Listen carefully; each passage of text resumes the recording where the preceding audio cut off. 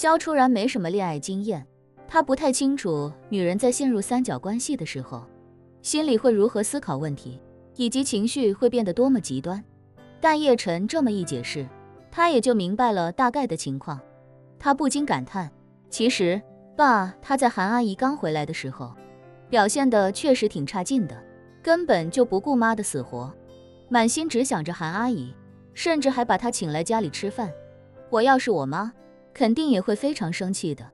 叶晨道，咱俩就别在这儿盘这些了，赶紧先去交警队吧。好，萧初然点点头，随即又拉住叶晨道，老公，他们在交警队肯定没有人身危险，而且有交警在，他们俩肯定也不可能在那里大打出手，咱俩先不用急着过去。叶晨问他，老婆，那你的意思是？萧初然有些犯愁地说道，咱俩得想一想，怎么能够缓解他俩的这场危机啊？要真像你说的，妈自己就猜出个大概了，那他俩这场架早着呢，很可能只是个开始。在高速上打架，对我妈那性格来说，最多就是倒开胃菜。如果不把这件事情从根儿上解决，回到家说不定是要动刀的。叶晨恍然大悟，赞同地说道，老婆还是你最了解妈的性格，这件事如果解不开她的心结，咱家以后就没太平日子了。萧初然不禁在原地直跺脚，焦急地问道，老公，我应该怎么办啊？叶晨想了想，问他，你说这件事过后，妈会愿意跟爸离婚吗？爸爸正好也想跟他离婚吗？反正他俩也过不到一块去，不如两个人就趁这个机会把婚离了，以后井水不犯河水。萧初然忙问，离婚了，我爸去哪儿啊？我妈那个性格，我爸必须得躲着她，所以肯定不可能继续住在家里。他都50多岁了，总不能这个时候被扫地出门吧？说着，萧初然又道，而且我说心里话，他们俩年纪都不小了，这时候离婚，被人笑话不说，想再组建家庭也非常困难。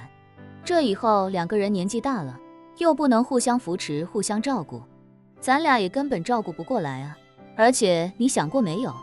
如果他俩真离婚了，那就真的成死仇了。我这个做女儿的以后怎么在两个人之间协调呢？叶晨咂了咂嘴，那你的意思是俩人不能离，还得在一块过，还得把这件事情完全抛到脑后？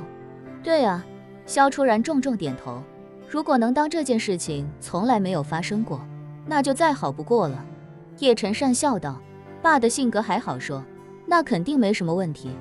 可是妈的性格你了解，她怎么可能善罢甘休呢？萧初然心急如焚地说道，哎呀老公，这就需要你来发挥你的聪明才智了呀，那么多大人物都尊称你为叶大师，他们再棘手的问题你都能帮他们解决，咱家里这点事儿你就不能想办法解决一下吗？说着，他一脸哀求地抱着叶晨的胳膊，可怜巴巴地说道，老公，求你了，想想办法吧，我真不想让他们离婚，那个韩阿姨都已经要跟别人结婚了，我爸就算是跟我妈离了婚也没什么好的再婚人选，我妈那个性格就更不用说了，要是跟我爸离了婚，这辈子肯定就得孤独终老了。你说原本能够相互扶持相互照顾的两口子，最后两个人都落得孑然一身，连个过日子的伴儿都没有，那得多惨啊。叶晨摸着自己的下巴，有些为难地说道，老婆，是我不想使劲儿，关键是这件事儿确实太难了啊，我总不能给妈洗脑让她直接忘了这茬吧。萧初然连忙道，老公你再想想，好好想想，你肯定能想到解决的办法。叶晨皱眉思忖片刻，随即开口道，办法也不是没有，但是成功率并不算高，而且还需要你跟我打配合，千万不能说漏了嘴，不然就前功尽弃了，你能做到吗？我能。萧初然笃定地重重点头，随即问他，老公你到底有什么好办法？叶晨道，我现在还没有一个具体的方案，只能到时候即兴发挥了，咱们先过去吧。两人出了机场，打车来到机场高速交警队，刚进院子就看见自家那辆库里南停在院子里面，叶晨让萧初然先进去，自己则把萧初然的行李搬下车，这才推着行李跟上。此时马兰正在房间里哭着喊道，我嫁给他这么多年，受了多少委屈白眼，吃了多少苦，遭了多少罪，结果他竟然背着我跟老情人勾搭到一起。交警同事，你说我打他2下，有错吗？那交警都快崩溃了，但还是耐着性子说道：女士，我已经跟您说过很多遍了，他这么做确实不对，确实没有道德，也确实应该接受社会和良心的谴责。而且两口子你要说真气不过跟他动几下手，这也是可以理解的。但我唯一想说明的就是，咱不能在高速公路上动手，对不对？马兰气愤地说道。这种事情当然当时知道，当时就立马动手，别说是在高速上，就算是在联合国，我也得当场弄他。哎，交警无奈极了，只能说道：行，您的心情我理解，我就不发表意见了，好吧？毕竟今天我们要处罚的是您老公，这分也都扣过了，罚款信息也推送了，您就先消消气儿，等您闺女来把您和您老公接走就行了，好不好？马兰咬牙道：他是王八蛋，不是我老公。好，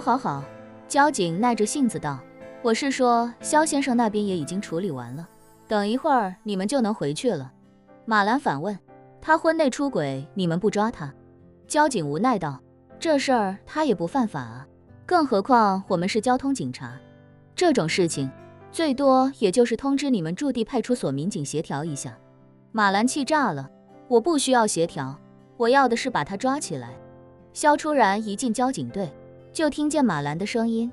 刚进顺着声去找，一名交警拦住他，问道：女士，您找哪位？肖初然忙道：我找马兰，我是他女儿。那交警一听这话，长出一口气，赶紧道：哎呀，你总算来了，你妈老嚷嚷着要自杀，我们都换了3茬人进去劝了，一点用都没有。